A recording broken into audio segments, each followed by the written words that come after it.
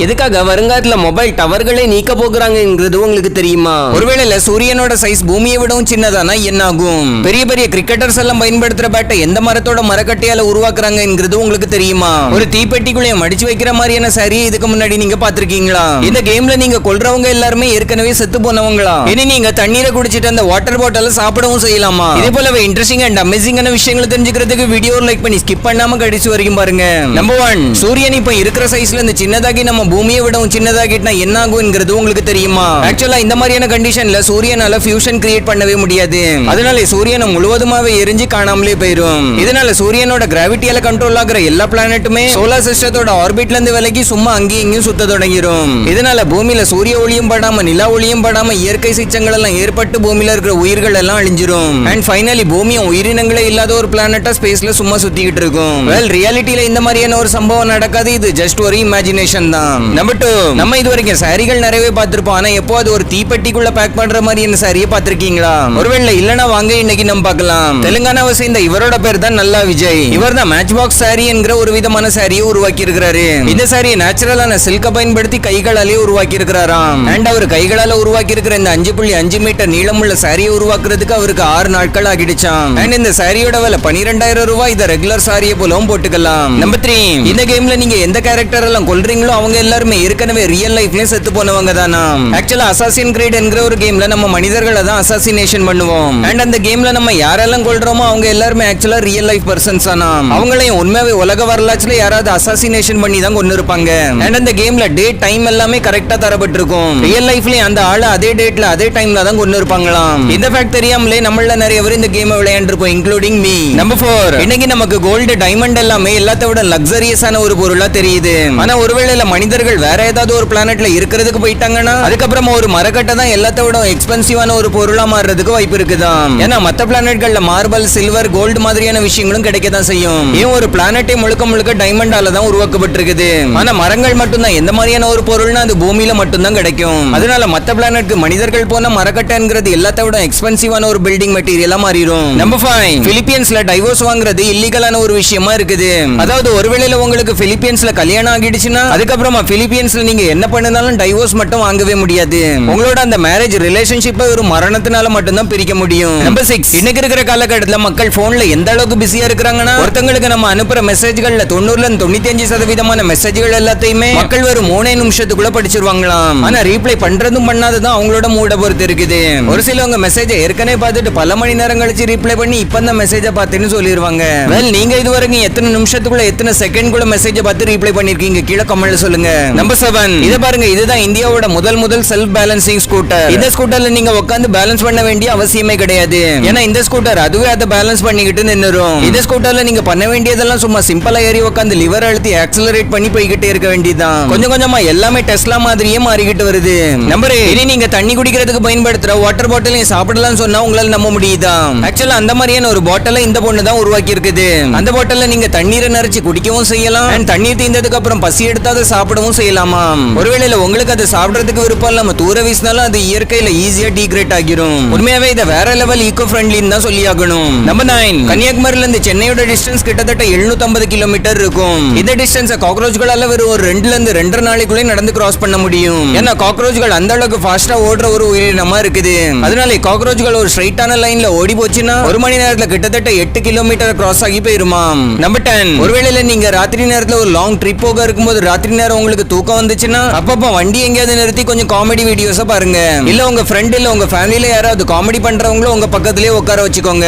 ஏன்னா சிரிச்சுக்கிட்டே இருக்கும்போது எப்பவுமே தூக்கம் வர்றதுங்கிறது இம்பாசிபிளான ஒரு விஷயம் தான். சோ நீங்க சிரிச்சுக்கிட்டே வண்டி ஓட்டும் போது டைம் பாஸ் ஆகும், போக வேண்டிய இடத்துக்கும் சேஃபா தூங்காமலே போய் சேர்ந்துருவீங்க.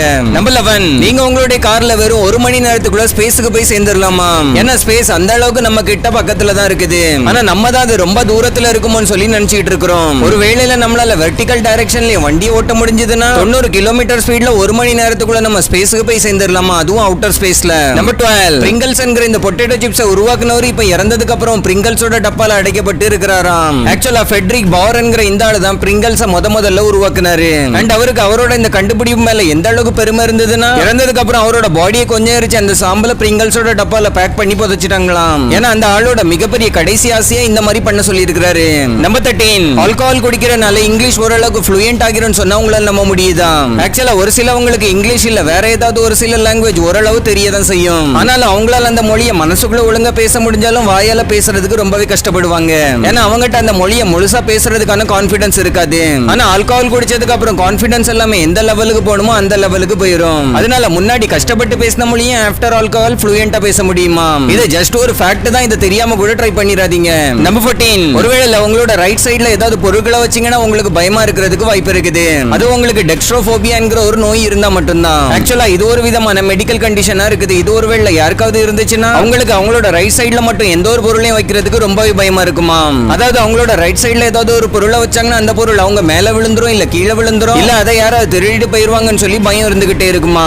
நம்பர் 15, ஒருவேளை உங்களுக்கு ஏதாவது டிசிஷன் எடுக்கிறது காயினை ஃபிளிப் பண்ணணும். ஆனா அந்த டைம் பார்த்து காயினை ஃபிளிப் பண்றதுக்கு உங்க பாக்கெட்ல சில்லற பைசா இருக்காது. அந்த மாதிரியான கண்டிஷன்ல நீங்க சிம்பிளா கூகுள பயன்படுத்தலாம். ஆக்சுவலா கூகுள்ல நீங்க ஃபிளிப் காயின் சர்ச் பண்ணா போதும், இல்ல கூகுள் அசிஸ்டன்ட் சொன்னா போதும், உடனே ஸ்கிரீன்ல உங்களுக்கு ஒரு காயின் தெரியும். அந்த காயினை நீங்க ஃபிளிப் பண்ணலாம். அண்ட் அந்த காயின் ரியல் காயின் போலவே டோட்டலி ரேண்டமா தான் விழும். அதுல எந்த ஒரு விதமான சீட்டிங்கும் இருக்காது. ஏன்னா அது முழுக்க முழுக்க அல்காரிதம் பேஸ் பண்ணி இருக்குது. அதாவது ஒரு ரியல் காயின் போலவே லக்ல தான் வேலை செய்யும். நம்பர் 16, விராட் கோலி ஒரு மேட்ச்ல அடிச்சு விளையாண்ட இந்த பால பாருங்க.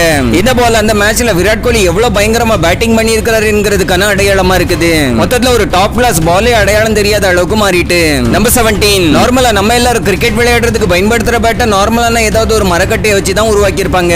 ஆனா பெரிய பெரிய கிரிக்கெட்டர்ஸ் எல்லாம் பயன்படுத்துற பேட்டை வில்லோங்கிற ஒரு மரக்கட்டையால தான் உருவாக்கி இருப்பாங்களாம். அந்த மரக்கட்டையில ரெண்டு விதமான குவாலிட்டி இருக்குது. ஒன்னு இங்கிலீஷ் வில்லோ, இன்னொன்னு காஷ்மீர் வில்லோ. இந்த ரெண்டுல இங்கிலீஷ் வில்லோவை தான் எல்லாத்த விட குவாலிட்டியானதுன்னு சொல்றாங்க.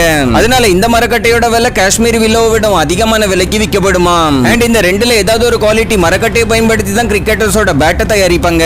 நம்பர் 17, நார்மலாவே நம்ம எல்லாருமே யூஸ் பண்ற மொபைல்ல இருந்து நம்ம கால் பேசணும்னாலும் இல்ல இன்டர்நெட் யூஸ் பண்ணனாலும் அதுக்காக மொபைல் நெட்வொர்க் தேவைங்கிறது நம்ம எல்லாருக்குமே தெரிஞ்ச ஒரு விஷயம் தான். அந்த நெட்வொர்க்கை நம்ம மொபைலுக்கு சப்ளை பண்றதுக்காக தான் ஒவ்வொரு ஏரியாக்கள்லயும் மொபைல் நெட்வொர்க் டவர்களை வைக்கிறாங்க. ஆனா இந்த டவர்கள் எல்லாமே கூடிய சீக்கிரமாவே நம்ம இந்தியால மட்டும் இல்லாம எல்லா நாடுகளிலுமே நீக்கப்படுறதுக்கும் வாய்ப்பு இருக்குது. ஆனா இப்போதைக்கு சைனா மட்டும் இந்த மொபைல் நெட்வொர்க் டவர் சிஸ்டம்ல இருந்து கொஞ்சம் அப்கிரேட் ஆகிட்டு வர்றாங்க. அது என்ன, China 2016 mobile network tower replace பண்றதுக்காக ஒரு சேட்டலைட்டை ஸ்பேஸ்க்கு அனுப்பியிருந்தாங்க.